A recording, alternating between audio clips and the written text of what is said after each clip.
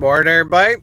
So in this video, we'll talk about strategy and how to win, how to beat the cheat. Because it seems like there's so many different aspects of trucking where uh, the industry is cheating you of money and cheating you of time, and and we say time is money and money is time, right?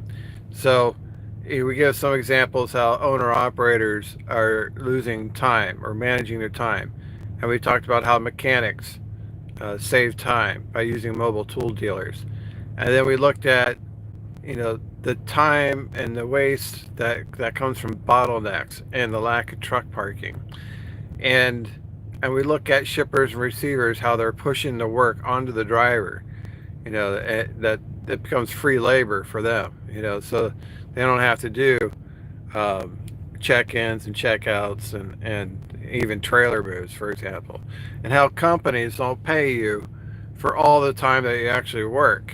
When you're not being paid for pre-trips, post-trips, or fueling, or taking your truck to the truck wash. You're not getting paid for that. You're not getting paid for detention. So it seems like, there's plenty of examples in the trucking industry where you're being cheated, and you are. I mean, obviously you're not being compensated for all the work that you're doing, and it's like, well, this is very discouraging. It's what can you do about it?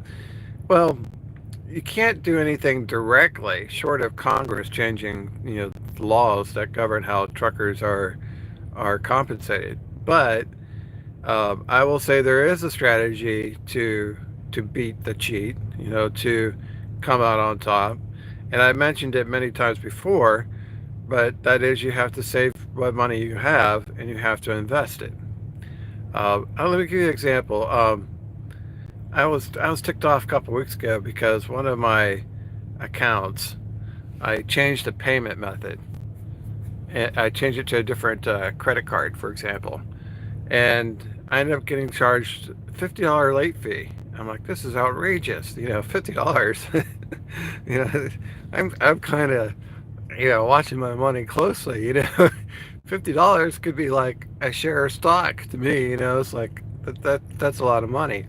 And what it was is that when I changed my payment method, when you do that, you have, for this particular account, you also have to update your auto pay.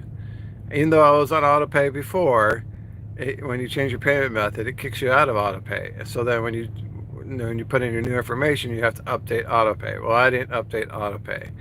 They charged me $50, and I wasn't too happy about that.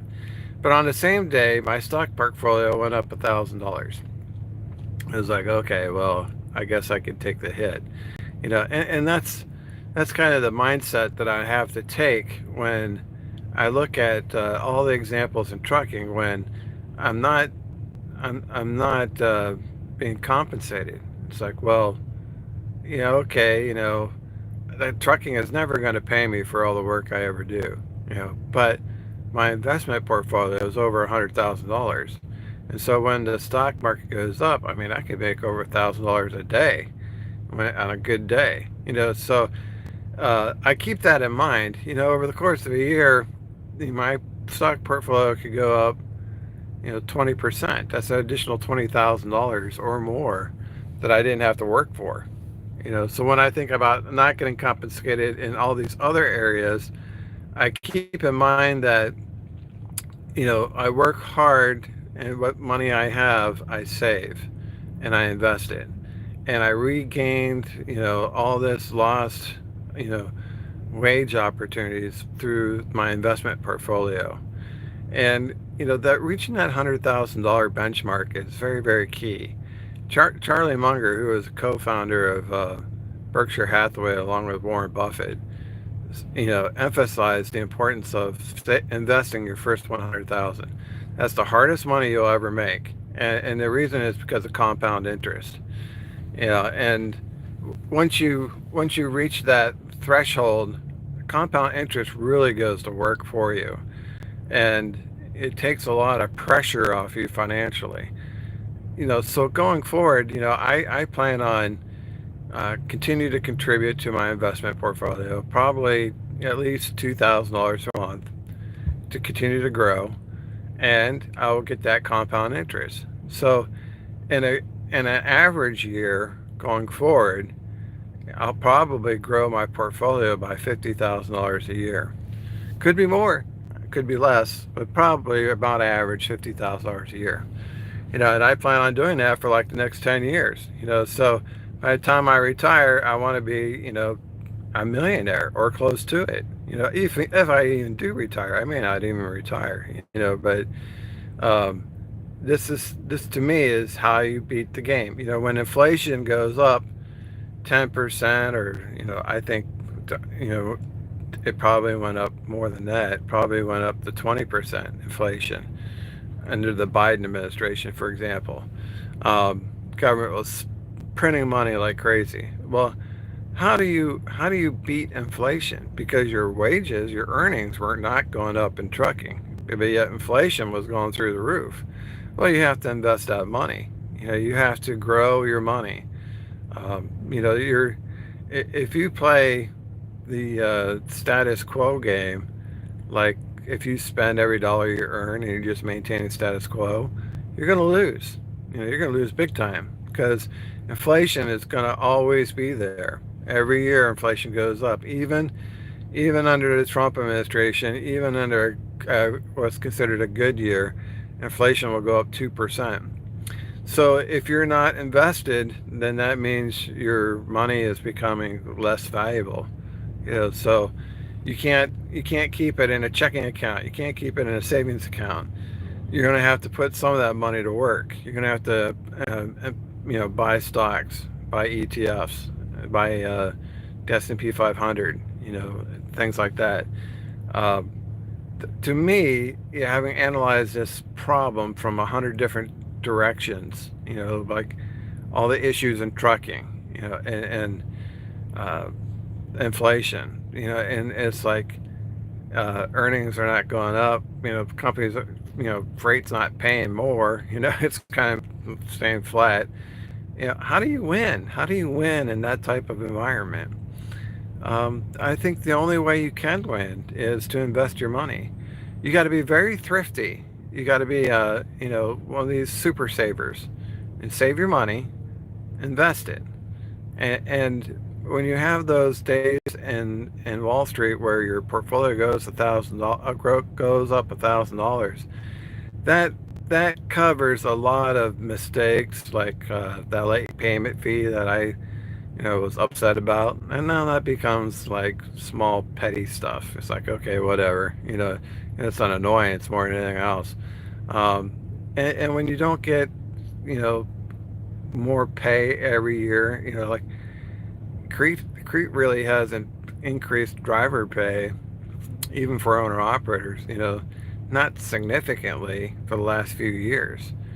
How do you beat that? Well, you got to invest that money. You have to. It's not whether you want to, but if you want to succeed, there's really only one path. There's only one way out, towards financial success. Because you can't work harder. You're not going to earn more. There.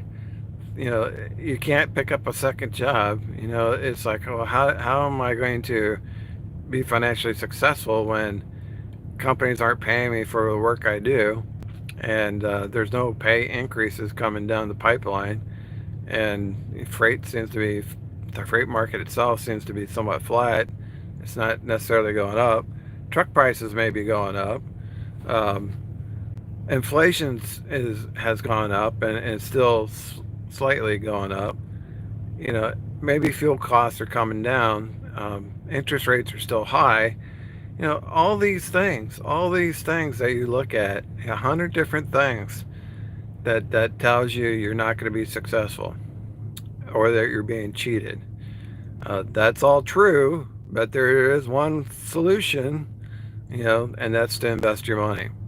And that's why I'm so big on investing. It's like, if I didn't invest, then there'd be like no future other than continue to drive and make ends meet.